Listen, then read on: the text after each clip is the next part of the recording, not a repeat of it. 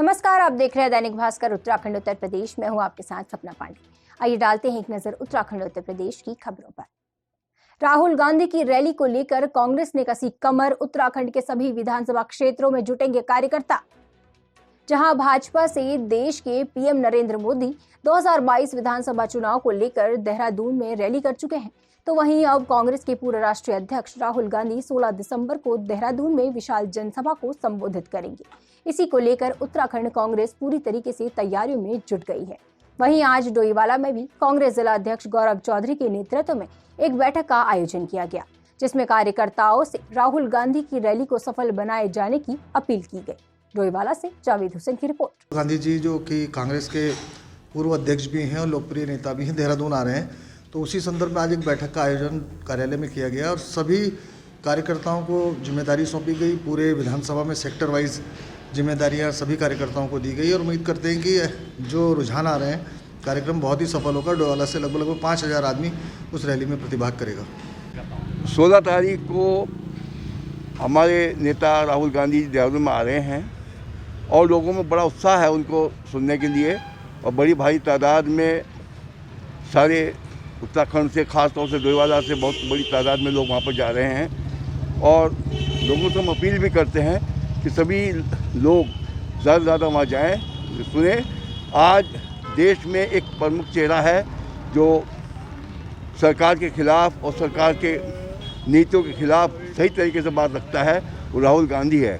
तो इसलिए सभी लोग उसमें जाएंगे और जो गांव में हम जोश देख रहे हैं उसमें हमें खूब उम्मीद है कि बहुत बड़ी तादाद में लोग वहाँ पर जाएंगे और उनको सुनेंगे। डोईवाला नगर और डोईवाला ब्लॉक की बैठक रखी थी, जिसमें हमने पूरी विधानसभा डोईवाला में कोऑर्डिनेशन कमेटी बनाई है और कोऑर्डिनेशन कमेटी के तहत सबकी जिम्मेवारी दी है। वो कल तक सब कार्यकर्ताओं से बात करके और संगठन को ये उपलब्ध कराएंगे लगभग हमें कितनी बसों की व्यवस्था करनी है। और क्योंकि जिस तरह का रुझान पब्लिक का हमें मिल रहा है, हमें उम्मीद है कि बहुत ही सफल रैली राहुल गांधी जी की होने वाली है। और लगभग हम मानते हैं कि लगभग 5,000 आदमी डोईवाला विधानसभा से उस बैठक में अपना हिस्सेदारी देगा।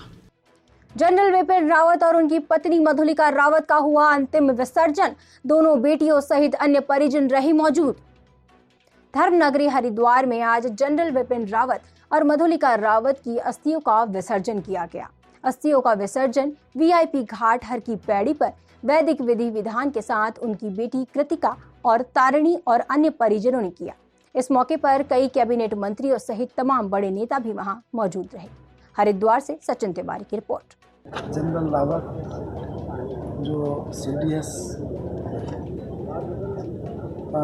दुर्भाग्य से अभी दिनों हेलीकॉप्टर की दुर्घटना में उनकी पत्नी वो और 11 में जो हमारे सैनिक थे वो शहीद में हैं, उनका बलिदान हुआ है। उनकी अस्थियाँ आज यहाँ हरिद्वार में तिरुपति माँ गंगा में प्रवाहित के लिए परिवार आ रहे यहाँ पहुँच रहे हैं। कल भी दिल्ली जाने का मैं गया था, दिल्ली मुख्यमंत्री और श्रद्धांजलि करने के लिए आज भी यहाँ इतनी बार सब जो देश का कहीं ना कहीं जनरल रावत ऐसे थे जिन्होंने भारत में एक सेना के आधुनिकीकरण के लिए बड़ा काम किया रहे हैं और उनके प्रति जो एक जनता का विश्वास, जनता का उनके प्रति श्रद्धा, वो इस चीज़ को परिलक्षित पूरे देश में हो रहा है कि क्या वातावरण देश का है। आज मैं अपनी ओर से यहाँ उनको श्रद्धांजलि अर्पित करने दल की ओर से यहाँ पर आया। अपूरणीय क्षति हुई है। पूरा देश आज गमगीन है। असामयिक हमको सबको छोड़ के चले जाना। देश के चारों कोनों में आज आप देख रहे हैं कि लोग बहुत ही दुखी हैं। आज उनकी अस्थि का विसर्जन यहाँ हरिद्वार में हो रहा है। मैं स्वयं यहाँ पर उपस्थित हूँ। उत्तराखंड देवभूमि, यहीं से इसी मिट्टी में वो पले बड़े हैं, तो देश के साथ साथ उत्तराखंड में भी ज़बरदस्त शोक की लहर है। सब लोग हतप्रभ हैं। उनका और मेरा अंतिम दौरा 9 नवंबर को यहाँ हुआ था, जिस दिन राज्य स्थापना दिवस था। हम एक ही वायुयान में आए, एक ही में गए। बहुत विस्तृत बातें उनसे हुई थी। कई काम ऐसे हैं जो काम करने की उनकी योजना थी, डिस्कस करना उचित नहीं रहेगा, लेकिन बढ़ेंगे, काम बढ़ेंगे, आगे बढ़ेंगे। परंतु जिस स्पीड से वो चल रहे थे वो हम सब के लिए एक पाथेय था। आज उनकी अस्थियों का विसर्जन पवित्र स्थान यहाँ हरिद्वार में माँ गंगा में प्रवाहित हो रहा है। माँ गंगा से हम यही प्रार्थना कर सकते हैं कि उनको और श्रीमती रावत को और जितने भी हमारे सैनिक इसमें शहीद हुए हैं अपने श्री चरणों में स्थायी निवास दें। नए सीडीएस की नीति हो सकती है, कब तक इसका ऐलान हो सकता है? नहीं, वो अलग विषय है, उसके बारे में आज बोलना उचित नहीं रहेगा। वो कुछ सपने थे उनके, बहुत सपने थे उनके, बहुत सपने थे। बॉर्डर तक जाते थे, कोई स्पॉट उन्होंने नहीं छोड़ा था। अभी उनका ये जान के आपको ताजुब होगा कि रायवाला स्टेशन पर आने वाले थे। अभी कुछ दिनों बाद, कुछ ही दिनों में यहाँ आने वाले थे।